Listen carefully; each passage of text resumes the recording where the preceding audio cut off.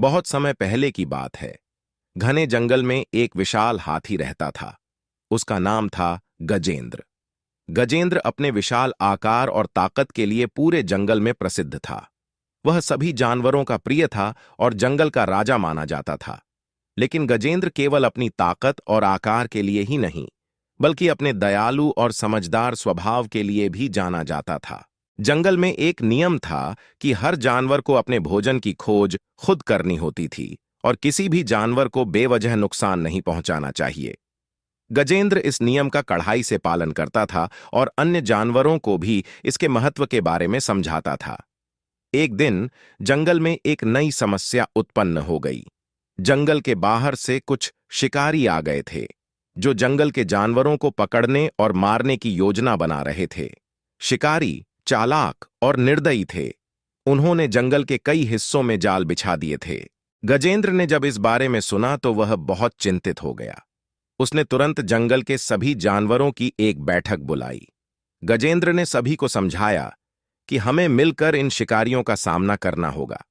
उसने एक योजना बनाई और सभी जानवरों को उनके हिस्से की जिम्मेदारी सौंपी।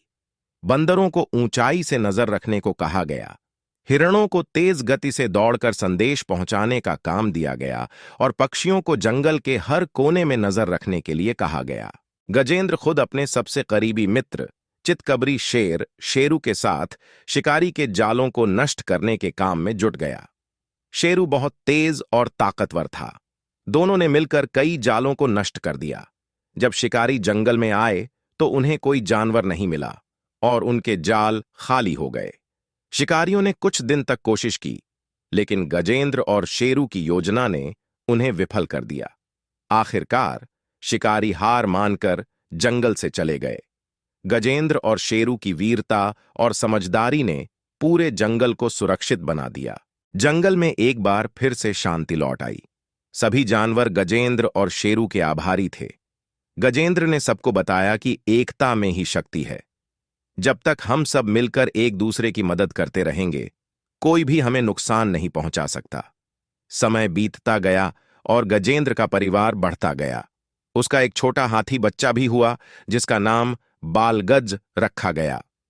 गजेंद्र ने उसे सभी जंगल के नियम सिखाए और बताया कि दूसरों की मदद करना सबसे बड़ा धर्म है। बालगज अपने पिता की तरह ही समझदार और दयालु निकला। उसने अपने पिता से सीखा कि कैसे अपनी ताकत का सही इस्तेमाल करना चाहिए। एक दिन जंगल में आग लग गई। सभी जानवर डर गए और इधर-उधर भागने लगे। गजेंद्र ने तुरंत स्थिति संभाली और बालगज के साथ मिलकर सभी जानवरों को सुरक्षित स्थान पर पहुंचाया। उसने अपनी सूंड से नदी का पानी खींच-खींच कर आग बुझाई। आखिरकार आग पर काबू पा लिया गया और जंगल फिर से सुरक्षित हो गया।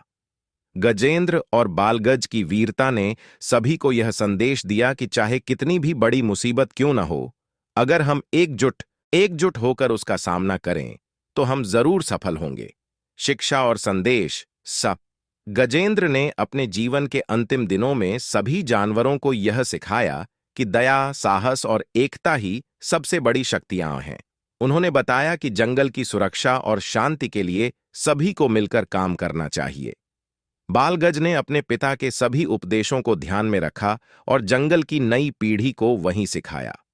गजेंद्र की कहानी आज भी जंगल में सुनाई जाती है। उनकी वीरता, दया और समझदारी के किस्से जंगल के हर कोने में गूंजते हैं। गजेंद्र हमेशा याद आएगा। उन्होंने यह साबित किया कि ताकत और आकार से अधिक महत्वपूर्ण है दिल और दिमाग की शक्ति। उनकी कहानी हमें यह भी सिखाती है कि जीवन में कितनी भी कठिनाइयां क्यों ना आए, हमें हमेशा धैर्य, समझदारी, एकता से उनका सामना चाहिए। जंगल में आज भी गजेंद्र की कहानी सुनाई जाती है और हर बार यह कहानी सुनकर जानवरों के दिल में एक नई उम्मीद और साहस का होता है। गजेंद्र का जीवन और उनकी शिक्षाएं हमेशा जंगल के जानवरों को प्रेरित करती रहेंगी।